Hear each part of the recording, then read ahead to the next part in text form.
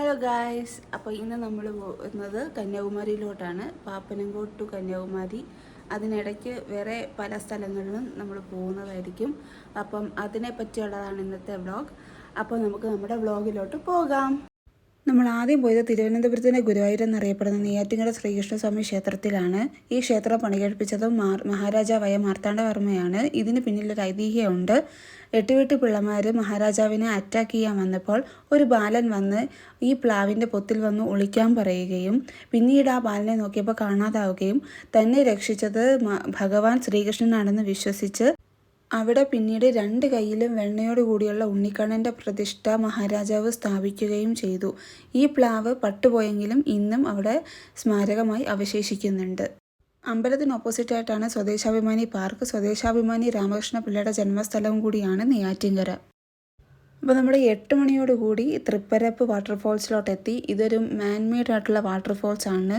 പണ്ട് ഇറിഗേഷൻ പേർപ്പസിനൊക്കെ വേണ്ടിയിട്ട് ഇത് സൃഷ്ടിച്ചതാണെന്നാണ് പറയപ്പെടുന്നത്.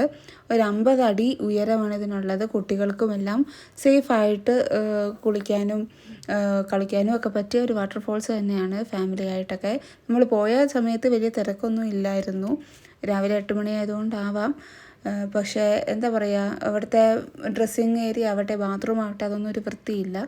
അപ്പം അത് കാരണം നമ്മൾ അവിടെ കുളിക്കാനൊന്നും നിന്നില്ല. മുകളിൽ കാണുന്നതാണ് ഇവിടുത്തെ തൃപ്പരപ്പ് മഹാദേവ ക്ഷേത്രം. ഈ ക്ഷേത്രം എന്ന് പറയുന്നത് നമ്മുടെ ശിവാലയ ഓട്ടത്തിൽ ഒരു ഇമ്പോർട്ടൻ്റ് ആയിട്ടുള്ളൊരു ക്ഷേത്രം കൂടിയാണ്. അതിൻ്റെ സൈഡിൽ തന്നെ ഇതുപോലെ കുറേ കടകളും കാര്യങ്ങളുണ്ട്. അപ്പോൾ അവിടെ നിന്ന് ഭക്ഷണം എല്ലാം കഴിച്ച് നമ്മൾ നേരെ പോയത് ചിതറാലാണ്. ഒരു 8:45 കൂടി നമ്മൾ ചിതറാലെത്തി. 8 മണി തൊട്ട് 4 മണിയാണ് ഇവിടുത്തെ വിസിറ്റിംഗ് ടൈം. അപ്പോൾ ആ ഒരു സമയത്ത് നമുക്കിവിടെ കയറാനും എൻട്രി ടൈം ഉള്ളൂ. അപ്പം ഇതെന്ന് പറയുന്ന ഒരു കിലോമീറ്ററോളം നമുക്ക് ഇതുപോലത്തെ ഒരു ചെറിയ കുന്ന് കയറുന്നൊരു ഫീലാണുള്ളത്. ഒരു 200, ഈ ചൂട് കൊണ്ടാണോ എന്നറിയില്ല, 250 മീറ്ററൊക്കെ നടക്കുമ്പോൾ തന്നെ നമ്മൾ നല്ലോണം ക്ഷീണിക്കും. പിന്നെ ഇടയ്ക്ക് ഇതുപോലെ നമ്മുടെ കാഷ്യൂനട്ടിൻ്റെ മരങ്ങളും കാര്യങ്ങളും ഒക്കെ ഉണ്ട്. നല്ല എന്താ പറയുക, സമ്മർ ആയതുകൊണ്ടാവണം ഭയങ്കരമായിട്ട് വേർക്കുന്നുണ്ടായിരുന്നു കുറച്ച് നടക്കുമ്പോൾ തന്നെ. അപ്പം അമ്മയൊക്കെ ഇവിടെ ഇഷ്ടംപോലെ വന്നിട്ടുണ്ട്. ഞാനും ആദ്യമായിട്ട് ഇവിടെ വരുന്നത് +2 കന്യാകുമാരി ട്രിപ്പിനാണ്. ഇങ്ങനൊരു സ്ഥലം ഉണ്ടെന്ന് തന്നെ അറിയുന്നത്. അമ്മയൊക്കെ ഇവിടെ 2-3 തവണ വന്നിട്ടുള്ള കാരണം അമ്മ അവിടെ തന്നെ സൈഡിൽ ഇരുന്നു.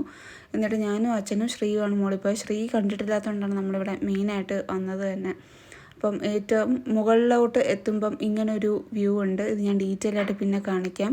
അപ്പം ചിതറാലെന്ന് പറയുന്നത് ഒരു റോക്ക് ടെമ്പിളാണ്. ഇവിടെ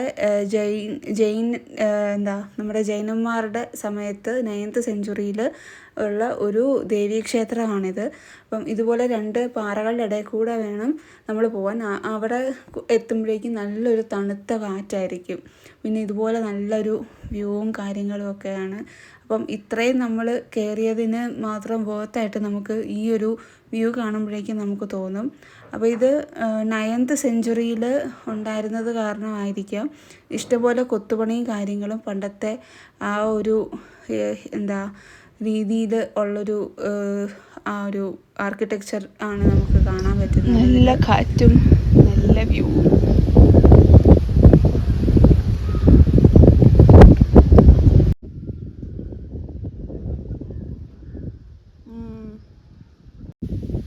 അമ്പലത്തിലേക്ക് എത്തി നോക്കുന്ന മിസ്റ്റർ ശ്രീഹരിയെ കണ്ടു.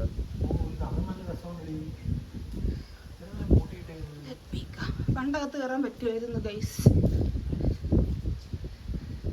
പക്ഷെ എനിക്ക് ഇരുട്ടത്ത് കാണാൻ പറ്റുമോന്നറിയില്ല. കണ്ടോ? പക്ഷെ ഫോക്കസ് ഒന്നുമില്ല.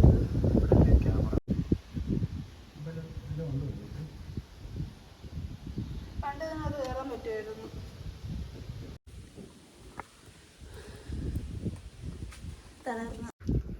അങ്ങനെ നമ്മൾ ടോപ്പിൽ ആ ടെമ്പിളൊക്കെ കണ്ടിട്ട് അവിടെ നട അടച്ചേക്കുമായിരുന്നു. ഇപ്പോഴും അവിടെ പൂജയും കാര്യങ്ങളുണ്ടോയെന്നൊന്നും എനിക്കറിയില്ല. നമ്മൾ തിരിച്ച് താഴോട്ട് പോവുകയാണ്. അപ്പോൾ താഴെ ഇവിടെ ഇങ്ങനൊരു വലിയൊരു ആൽമരമുണ്ട്. കുറച്ച് സ്റ്റെപ്പ് ഇറങ്ങുമ്പോൾ തന്നെ അവിടെ നിന്നാണ് ഞാൻ നേരത്തെ കാണിച്ച ഇതുപോലെ ഒരു വ്യൂ ഉള്ളൊരു സ്ഥലമുള്ളത്. അപ്പം ഇത്രയും നല്ല വെയിലാണെങ്കിൽ കൂടിയും നല്ല കാറ്റും നല്ലൊരു എന്താ പറയുക, ചുറ്റും ഇങ്ങനെ നോക്കുമ്പോൾ എന്താ പറയുക, ഫുൾ പച്ചപ്പും കാര്യങ്ങളൊക്കെ ആയിട്ട് കണ്ണിന് നല്ലൊരു കുളിർമയേകുന്നൊരു കാഴ്ചയാണ് നമുക്ക് ഇവിടെ നിന്ന് കിട്ടുന്നത്. നമ്മൾ ഏകദേശം 1 മണിക്കൂറോളം എടുത്തു ആ ടോപ്പ് വരെ എത്താനായിട്ട്. ഇത്രയും ആ ഒരു 10 മണി അടുപ്പിച്ചാണ് ഞാൻ ഇതാ ഈ ഒരു മണ്ടക്ക് അവിടെ നിൽക്കുന്നത്. നല്ല കാറ്റുള്ളത് കാരണം ആ ഒരു വെയിലും ചൂടും കാര്യങ്ങളൊന്നും ആ ടോപ്പിലെത്തുമ്പോൾ നമ്മൾ അറിയുന്നില്ലായിരുന്നു. നല്ല സൂപ്പർ വർക്കൗട്ട്. ചെരുപ്പ് കയ്യിൽ പറ്റുന്നില്ല, ചെരുപ്പിട്ട് കിടക്കാൻ. ഇന്നലെ കഴിച്ച മന്തി ഷവർമയെല്ലാം വേർപ്പായിട്ട് പോയി ഗൈസ്. ഒരു കിലോ എങ്ങനെയാണ് കുറഞ്ഞാണോ അല്ലേ?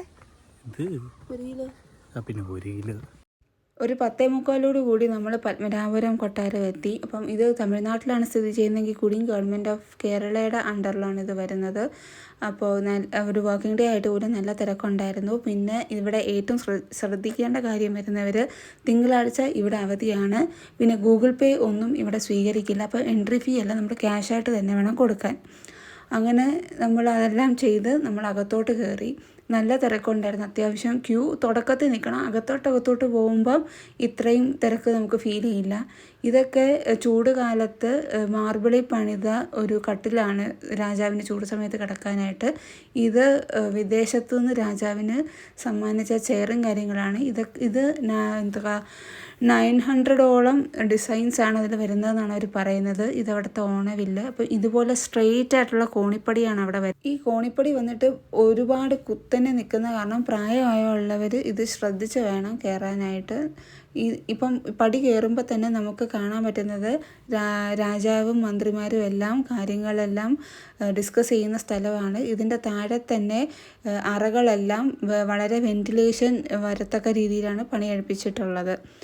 ഈ കാണുന്നത് അന്നത്തെ കാലത്തെ ഊട്ടുപുരയാണ്. ഇത് 2ാമത്തെ നിലയാണ്. അവിടുത്തെ 2 നിലയാണുള്ളത്. ഓരോ നിലയിലും 1000 പേർക്ക് ഇരിക്കത്തക്കതായിട്ടുള്ള ഫെസിലിറ്റിയാണ് ഇവിടെ ഉള്ളത്.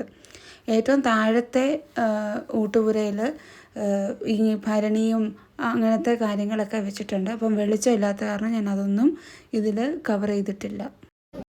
1592 ഇരവിവർമ്മ കുലശേഖര പെരുമാൾ, അന്ന് വേണാട് ഭരിച്ചിരുന്ന രാജാവായിരുന്ന പുള്ളിയാണ് ഈ കൊട്ടാരം ആദ്യമായിട്ട് പണി കഴിപ്പിക്കുന്നത്. പിന്നീട് തിരുവിതാംകൂർ രാജാവായ അനിഴം തിരുനാൾ മാർത്താണ്ഡവർമ്മ ഇത് പുനർനിർമ്മിക്കുകയും ചെയ്തു.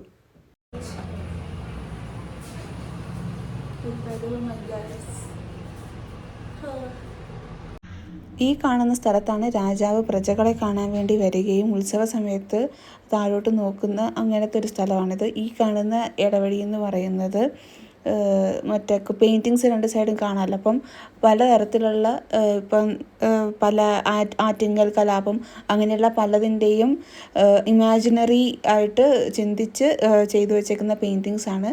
ഇത് ജസ്റ്റ് അവിടെ നിന്ന് പുറത്തുള്ള ഒരു വ്യൂ ഞാൻ കാണിച്ചു തന്നേ ഉള്ളൂ. പത്മനാഭപുരം പാലസിൻ്റെ പുറത്തായിട്ടാണ് തെക്കേ കൊട്ടാരം വരുന്നത്. അപ്പോൾ ഈ തെക്കേ കൊട്ടാരം അവർ പറഞ്ഞു തന്നത് എന്താണെന്ന് വെച്ചാൽ ഈ ആയുർവേദ ചികിത്സ പിന്നെ വൈദ്യന്മാരൊക്കെ ഇവിടെയാണ് നിൽക്കാറ്. ഇവിടെ ഇരുന്നാണ് ചികിത്സാ കാര്യങ്ങളും എല്ലാം ചെയ്യാറ്. രാമനാഥിനെ കണ്ടിട്ട് വരിക.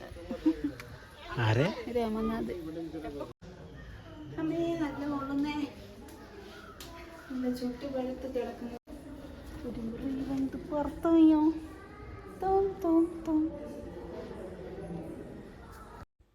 ഈ കാണുന്ന എന്താണെന്നുള്ളത് ഒട്ടുമിക്ക മലയാളികൾക്ക് മനസ്സിലാകുന്നുണ്ടാവും. നമ്മുടെ മണിച്ചിത്രത്താഴിലെ ക്ലൈമാക്സ് എല്ലാം ഷൂട്ട് ചെയ്ത സ്ഥലം ഇവിടെയാണ്. ശോഭനയുടെ ഡാൻസും കാര്യങ്ങളുമൊക്കെ.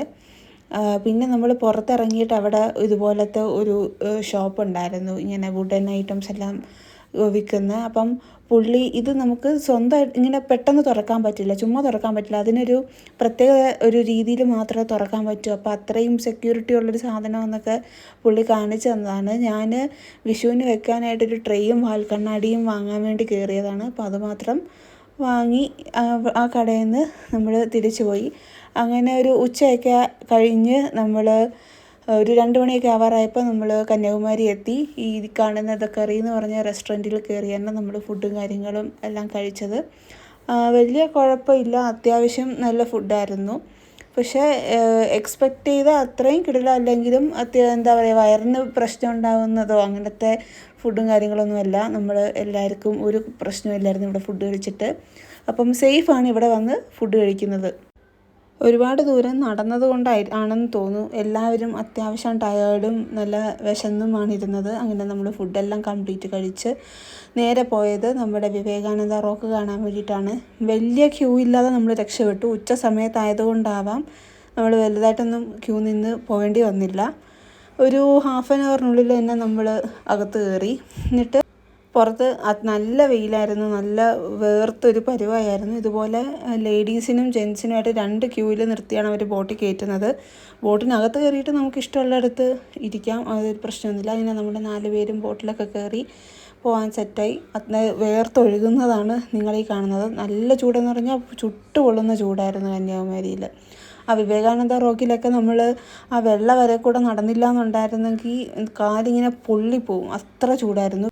തിരുവല്ലൂർ സ്റ്റാച്യൂവിൻ്റെ അങ്ങോട്ട് നമ്മൾ പോയില്ല, അവിടെ പണി നടക്കുമായിരുന്നു. വിവേകാനന്ദ റോക്കും തിരുവല്ലൂർ സ്റ്റാച്യൂവും തമ്മിൽ കണക്ട് ചെയ്യുന്നൊരു പാലം കാരണം അവിടെ പണി നടക്കുന്ന കാരണം നമുക്ക് അങ്ങോട്ട് പോകാൻ പറ്റിയില്ല.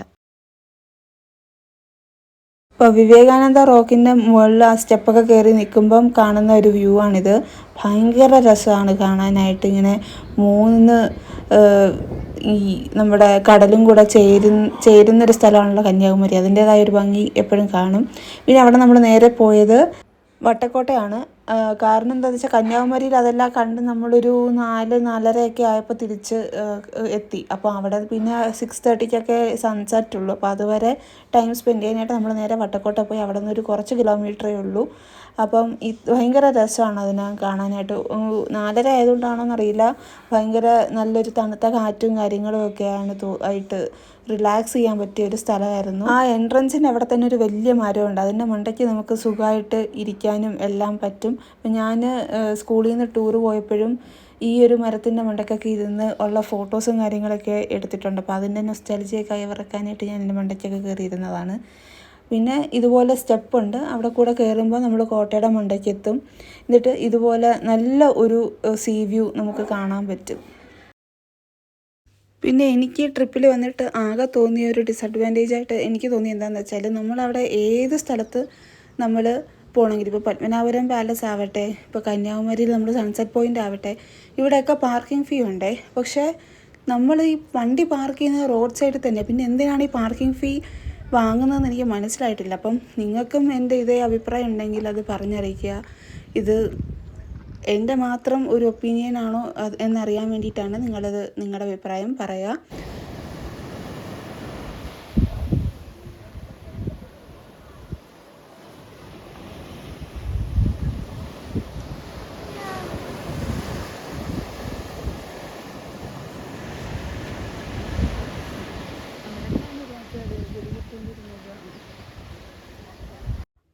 അങ്ങനെ 5:45 ആയപ്പോൾ വട്ടക്കോട്ടയിൽ നിന്ന് വിട്ടിട്ട് നമ്മൾ സൺസെറ്റ് പോയിന്റിൽ ഒരു 6:05 ആയപ്പോൾ നമ്മൾ എത്തി.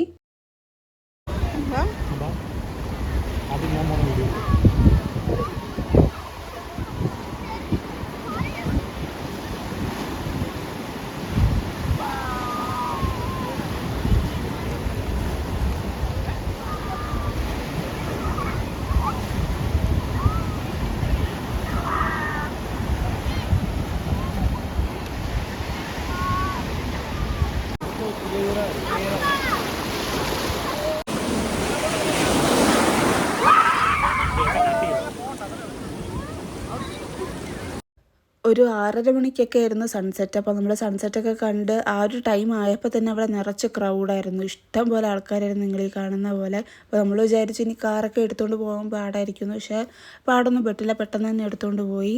അപ്പം 6:45 നമ്മൾ കന്യാകുമാരി വിട്ടു. നല്ല ടയേർഡായിപ്പോയി എല്ലാവരും. ഒരുപാട് രാവിലെ തൊട്ട് കുറേ നടക്കാനുണ്ടായിരുന്ന കാരണം. പിന്നെ ഒരു 9-9:15 ആയപ്പം ഈ ഹോട്ടലിൽ വന്ന് നമ്മൾ ഫുഡൊക്കെ കഴിച്ചു. ഗൈസ്, അപ്പോൾ നമ്മൾ 10:30 ആയപ്പോൾ വീട്ടിലോട്ട് കയറിയതേ ഉള്ളൂ. അപ്പോൾ ഫുഡൊക്കെ കഴിച്ച് വിസ്മയെന്നാണ് നമ്മൾ ഫുഡ് കഴിച്ചത്. അപ്പോൾ അതിൻ്റെ വീഡിയോ എടുത്തിട്ടുണ്ട്. പക്ഷെ എനിക്ക് ഉറപ്പില്ല ഞാനത് അപ്ലോഡ് ചെയ്യൂല എന്ന്. നിൽക്കാൻ പോലും വയ്യ, എനിക്ക് നല്ല തലവേദന, നല്ല ടയേർഡാണ്. ഇന്നത്തെ വീഡിയോസൊക്കെ കണ്ടപ്പോൾ തന്നെ നിങ്ങൾക്ക് മനസ്സിലായി കാണും. എന്നെക്കൊണ്ട് പറ്റുന്ന രീതിയിൽ ഞാനെല്ലാം കവർ ചെയ്തിട്ടുണ്ട്. അപ്പോൾ 10:30 വീട്ടിലെത്തി. പിന്നെന്താ ചെയ്തത്, കുളിച്ച് ഫ്രഷായി ഇപ്പോൾ വീഡിയോ എടുക്കുവാണ് വൈൻഡപ്പ് ചെയ്യാനായിട്ട്. നമ്മുടെ ഇന്നത്തെ ട്രിപ്പിനെ പറ്റി പറയുകയാണെങ്കിൽ നല്ലതായിരുന്നു. മൊത്തത്തിൽ ഭയങ്കര മെമ്മറബിളായിരുന്നു. കാരണം കല്യാണത്തിന് ശേഷം എനിക്ക് തോന്നുന്നു അച്ഛനമ്മയായിട്ട് പുറത്ത് പോയ ഒരു ദിവസം ഇന്നായിരിക്കും. ഏത് രീതിയിലെടുത്താലും ഒരു മോർണിംഗ് ടിൽ ഈവനിങ് ഒരു സ്റ്റേ ഒന്നും ഇല്ലെങ്കിലും ഒരു ഫുൾ ഡേ അത്യാവശ്യം ക്വാളിറ്റി ടൈം സ്പെൻഡ് ചെയ്യാനൊക്കെ പറ്റി.